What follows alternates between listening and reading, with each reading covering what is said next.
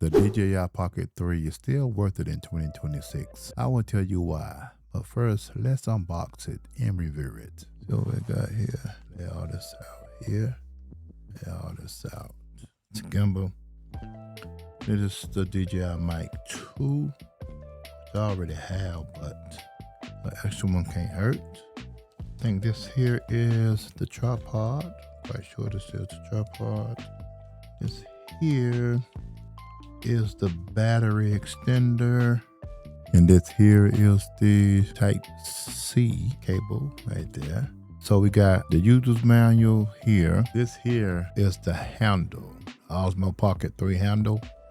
Has a 1/4 thread right here, so you can hook it up to not only this mini tripod, but this can hook up to a traditional tripod.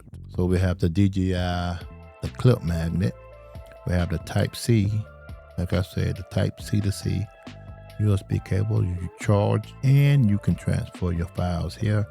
Of course, we got the Mic 2. What I like about the Mic 2, even though I got all three of them, Mic 1, 2, and 3, is with the 2, you can hook a lapel mic up, a lavalier up through here that you cannot do with the 3. So that is a bonus. Got the wide angles lens, you got the wind muffs, of course you got the Pocket 3 camera. This is the battery handle, and this is the regular handle. Okay, so let's get into the setup. Turn it on, of course, flip your screen that way. That turns it on. First thing you can swipe over, that's going to give you different shooting modes that you can shoot, record in, photos and all that. Exposure, that's a mode. But notice I got mine on Pro, so this is your audio. I got mine on mono, all right, because I'm recording through a DJI mic or any kind of external mic. You want to have it on mono unless you got more than one person, because you only have one track, so you don't need stereo. All right, so I just come out of that. So you see my exposure. I got my exposure set on auto. I got my EV set on -0.3.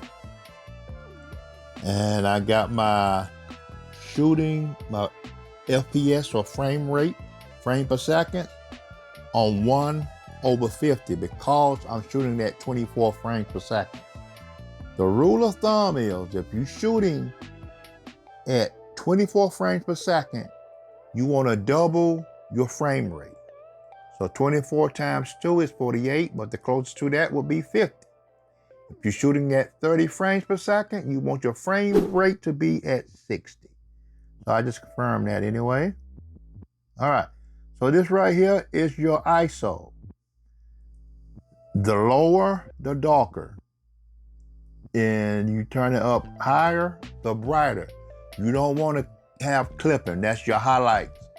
Will be too bright and you cannot recover that. Especially if you got it baked in, if you're not shooting in D-Log. We're gonna get to that in a moment. So anyway, I'm gonna just confirm that. So now you will see auto white balance. I got that as auto. You set it in manual, best you have some ND filters.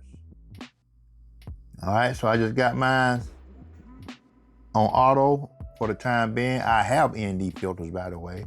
If you are shooting inside and you know you're going to be at a fixed lighting, then it's okay. Set it on manual and adjust it to your lighting. If you're outside, you might as well put this white balance on auto. All right, so we'll go on up. You see that right there, the color? I got mine on D-Log. Now it's on normal. You want it in D-Log because that gives you every bit of the information in your video. That gives you the highest dynamic range. That gives you the flexibility to manipulate your colors, contrasts, everything. All right, so you want to go up and you can go on your photo focus mode. I keep mine on continuous. I don't recommend putting it on manual. Your breathing compensation, you want that on. That way you don't have to, a lot of people don't know what breathing is. If you don't have a digital camera, you have no idea what breathing probably is. Breathing is when it's hunting for a focused range. And you're gonna have blurry go to clear, blurry, because it's searching for something to focus on. That's why you always want to have breathing compensation on. Image adjustment, that's your sharpness. Keep mine at -2. Noise reduction, keep it at -2 so it won't look like a video. You want it to look cinematic. You can change that in post. If you hit this camera right here, that's gonna show you video mode, low light mode, slow motion mode, time lapse. It goes all the way over the photo. And now we're gonna go to your swipe down. It's basically you doing the same thing. So if I turn this back, if I take this off and I wanna track something, all I gotta do is touch it. Try like that. And it's gonna track, you will see a green, my square will be green. And then you touch it again, and then it'll be orange like it is. Same concept, that's what it's telling you back here. Profile, this is clutch for some people. You can use this button, press this button, you can save a profile, a video setting, a photo setting, time lapse, or whatever, and you will have, this will be your custom button for it. This is your display setting. I got mine at 62.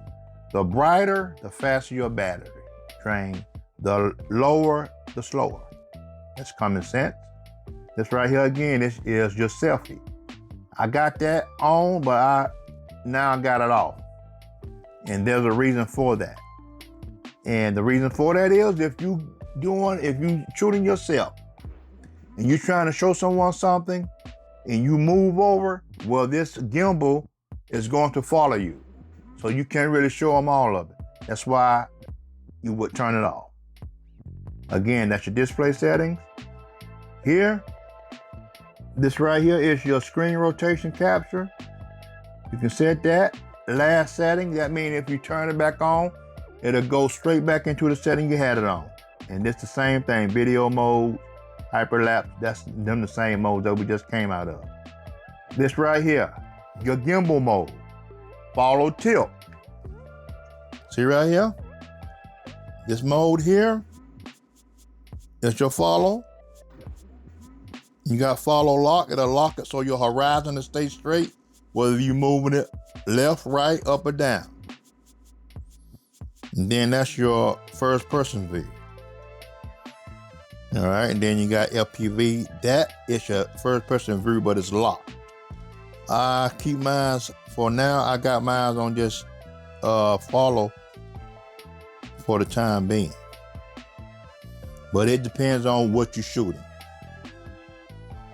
All right, and then this here, that's your landscape mode. That's your portrait mode for platforms like TikTok, Instagram, Reels, things of that nature. Put it back in. You can have it on auto rotations, but it switches to 4K resolution. And if you turn it off, you just hit that tip back there and it locks back in position like that there, boom. All right, so let me give y'all my suggestion. If you're gonna be shooting in manual mode, get you some good ND filter. That's an accessory. I got plenty of accessories with this. This right here is clutch. It is a cage, but it's a magnet cage, protection cage. I mean, you can stick it on magnet, glass, metal, and you can shoot some creative shots.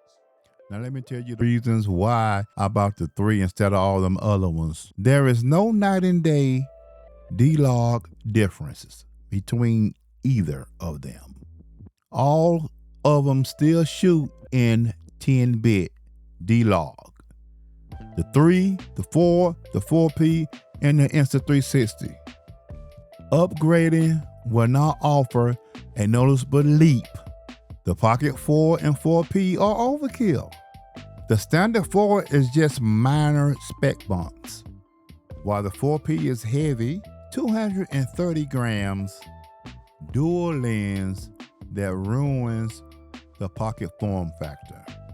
And the Insta360 Lunar Ultra, the digital sharpening on that thing is heavy. The bottom line, you still have the same 1-inch sensor core quality. Save your money. The Pocket 3 remains a run and gun machine. But hey, that's just me. That's just me. Before I pay that much for the 4P, especially the Insta360, I get some more glass for my full frame mirrorless cameras. It just makes sense. But other than that, no. That's why I just went to the 3. You ain't seeing a 9-day difference. You're falling for marketing schemes. But to each his own. I'll see y'all in the next video.